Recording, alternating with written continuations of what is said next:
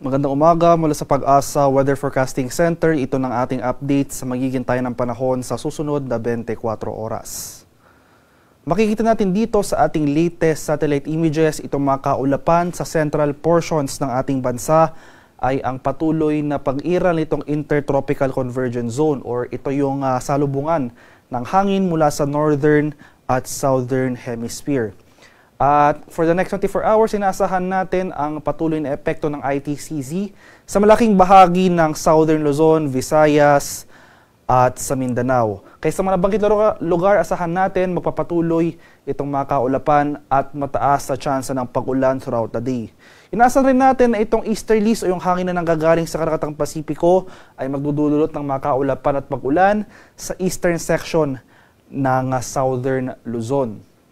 For the rest of the country, sa rest of Mindanao at sa rest of Luzon ay mas maaliwala sa panahon na ating inaasahan.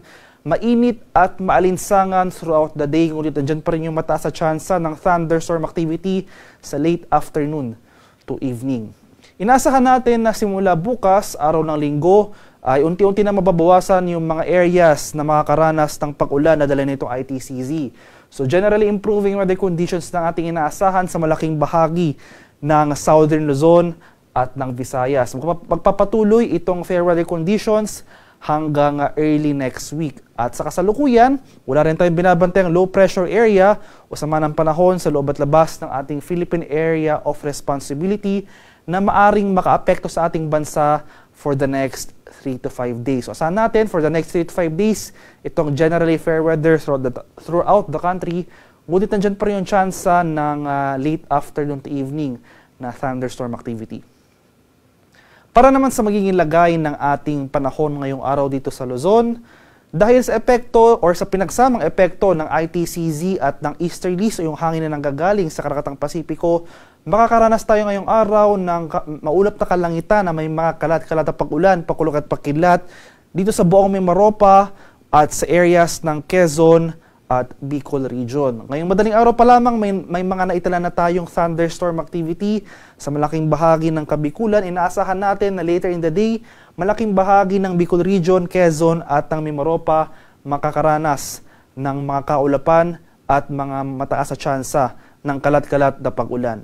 Sa nalalabing bahagi naman ng Luzon, including Metro Manila, makakaranas tayo ng generally fair weather conditions ngayong araw. At may mga early morning thunderstorms rin tayo na itala sa malaking bahagi ng Central Luzon at Calabarzon. Panandalian lang may mga pag-ulan na ito. So simula mamayang umaga hanggang sa tanghali ay makakaranas tayo ng mainit at maalinsangang panahon. Ngunit pagsapit ng hapon hanggang sa gabi, maghanda pa rin tayo sa mga tsansa ng pulu-pulong pag-ulan na may pakulog at pagkilat na dulot ng thunderstorms. Maximum temperature forecast para sa Lawag ngayong araw, posibleng umabot ng 33 degrees Celsius. 35 degrees naman dito sa bahagi ng Tuguegarao at 25 degrees Celsius sa Baguio City.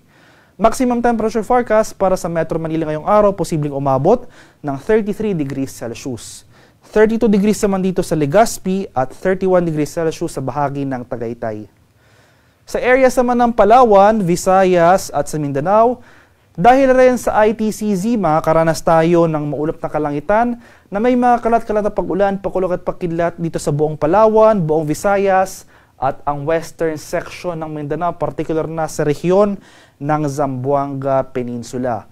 At may mga early morning thunderstorms na tayo na itala ngayong madaling araw sa bahagi ng Palawan at sa Central at Eastern Visayas. So maraming areas rin ng Palawan at Visayas makakaranas ng mga kaulapan at pag-ulan for the rest of the day. Kaya patuloy tayong maging handa at alerto sa mga banta ng pagbaha at pagguho ng lupa, lalong-lalo na kung tuloy-tuloy ang pag-ulan na mararanasan.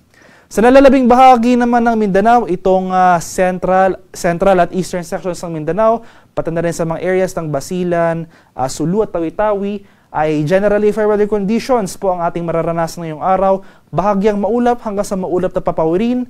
At maghanda pa rin tayo sa mga tsansa ng late afternoon to evening na mga pag-ulan na dulot ng thunderstorms. Maximum temperature forecast para sa Kalayaan Islands at Puerto Princesa ngayong araw, posibleng umabot ng 32 degrees Celsius. 32 degrees rin dito sa bahagi ng Iloilo at Tacloban at 31 degrees Celsius sa bahagi ng Cebu. Maximum temperature forecast para sa Cagayan de Oro ngayong araw, posibleng umabot ng 32 degrees Celsius. 33 degrees naman dito sa bahagi ng Davao at 33 degrees Celsius rin sa bahagi ng Zamboanga. At sa kalagayan naman ating karagatan, sa kasalukuyan, wala pa rin nakataas na gale warning sa anong baybayin ng ating kapuluan at light to moderate na pag-alon na ating inaasahan sa malaking bahagi ng ating bansa. Gayon pa man, sa ating mga kababayan na maglalayag, iba yung pang-ingat pa rin sapagkat kung meron tayong offshore thunderstorm activity, ito yung mga pag-ulan sa ating dagat baybayin, asahan natin ang bahagyang malalakas na mga hangin, kakibat ito ang bahagyang pagtaas ng ating mga alon. At ang haring araw dito sa Kamaynilaan ay sisikat mamayang 5:32 ng umaga at lulubog naman mamaya sa ganap na 6:30 ng hapon. At para sa karagdagang impormasyon tungkol sa ulat panahon, lalong-lalo na sa mga rainfall or thunderstorm advisory sa posibleng i-issue ng ating Pag-asa Regional Center sa ating mga lokalidad, ay follow kami sa aming social media accounts at DUST_Pag-asa. Mag-subscribe rin kayo sa aming YouTube channel sa DUST Pag-asa Weather Report at palaging bisitahin ang aming official website sa pag-asa.dust.gov.ph. At yan lamang po ang latest mula dito sa Pag-asa Weather Forecasting Center. Magandang umaga sa ating lahat. Ako po si Dan Villamil nag-uulat.